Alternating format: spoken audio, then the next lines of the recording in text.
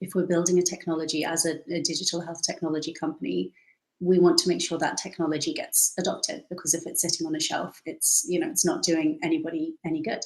And so the question is, how do we get that adopted? How can we align the impact that we can demonstrate of the technology that's being built to what the organizations who we hope will adopt it genuinely care about? And as you say, patient outcomes is something that is really important to healthcare organizations.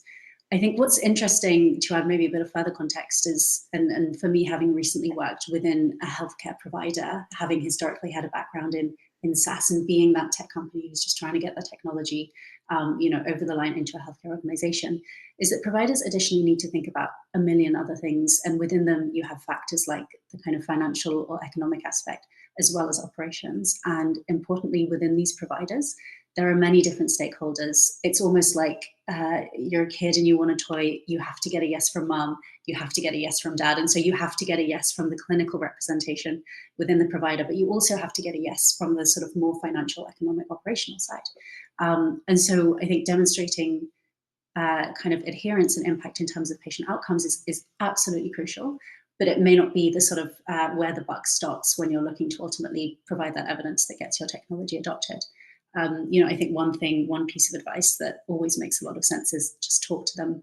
Particularly in the UK, we're really lucky that the NHS it's quite a leaky organization. So it's actually quite easy to get a really good understanding of what are the priorities, whether they are long-running priorities or kind of strategic, tactical, short-term priorities. We've had a change of government recently, so we're starting to see a bit of a shift in terms of what the NHS is looking to achieve.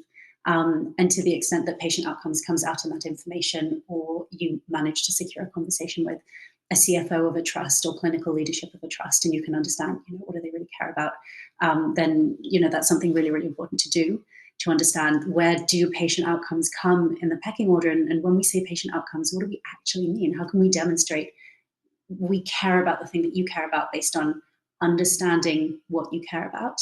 Of course, all of this is easier said than done. It's not easy to get into a room with a CFO of a trust, particularly as the NHS in particular in the UK is very stretched at the moment. But I think the ultimate answer to the question is, beyond stating this in your mission, as a digital health company, to demonstrate that you genuinely care and prioritize patient outcomes, is to focus on patient outcomes when you evaluate your technology. So not just to focus on, what's the money saving, what's the time saving that we can create by introducing this technology, but actually what is the impact that we see on patients? And then again, we can go further into that question of which are the patient outcomes that matter. And that's something that can be deduced through speaking with clinicians at that healthcare organization, ultimately the customer of the technology. It's also something that I think personally, and I've spoken to many people in the industry who really agree with this, really, really important to speak to patients themselves and their families to understand what matters to patients. And I'm aware there is a little bit of debate in this area when we talk about outcomes related to patients interacting with a digital health technology. What should be at the top of the list when we're thinking about those metrics? To take an example from the dementia space recently, there seems to have been a bit of discussion around, historically, there was a really strong focus on cognitive measures. So how did you perform on this specific cognitive assessment? Does that map to quality of life? Does it even map to functional ability of a patient, which itself, again, is much closer to quality of life? And I think we can all, we should speak to them, but we can all assume that patients care more about quality of life than they care about performance on a particular cognitive assessment. So, spending time to really understand, when we talk about patient outcomes that we want to build into our evaluation, which are the ones we should be focusing on. And of course, leaning into real world evidence as much as is possible.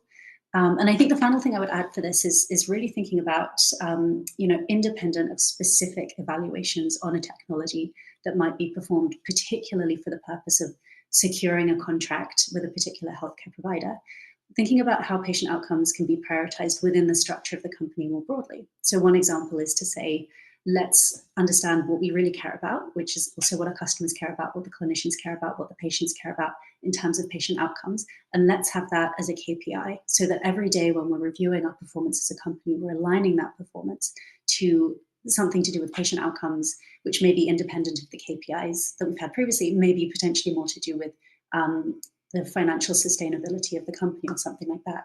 And I think that's something that really supports the culture of the organization to focus on patient outcomes, and certainly to the extent that a healthcare company itself might be leaky, what is leaked is demonstrated genuine care about patient outcomes.